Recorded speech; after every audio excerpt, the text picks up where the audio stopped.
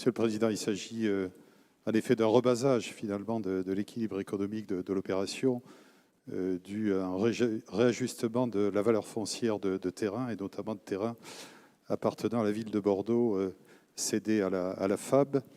Heureusement, cette opération va pouvoir se faire après l'épisode du squat qui ça fait perdre plus d'un an et il y a des incidences économiques qui peuvent se reproduire d'ailleurs parce que le prix du foncier évolue. La valeur définitive n'est pas complètement cristallisée au vu des évolutions du foncier.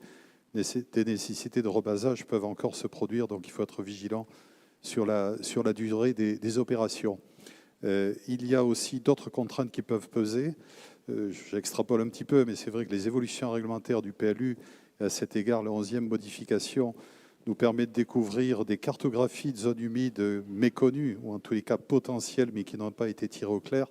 Et on voit bien qu'il y a dans les opérations d'aménagement d'une certaine envergure des contraintes qui peuvent apparaître au fur et à mesure. Ici, des zones humides qui n'étaient pas connues, des périmètres de protection qui font que toutes les simulations peuvent être rapidement mises en cause dès lors que la capacité d'intégration dès l'origine, d'avoir des opérations intégrées qui prennent en compte toutes les contraintes, ne sont pas suffisamment connues. Enfin, puisque ça a été évoqué tout à l'heure, la question de l'abaissement des seuils pour réaliser du logement social ou de l'accession à la propriété. Ce n'est pas le cas ici, puisque c'est déjà défini.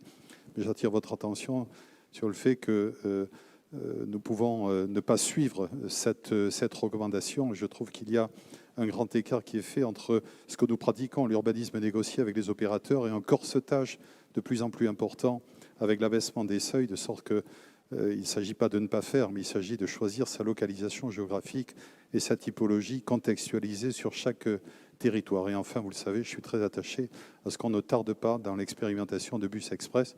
On a suffisamment parlé.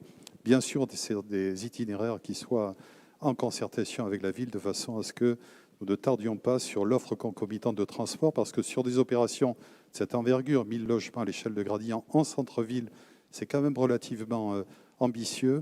Et nos concitoyens ont besoin de solutions de mobilité. Il y a une prise de risque à réaliser des opérations de cette envergure. Il faut qu'elles soient accompagnées très précocement.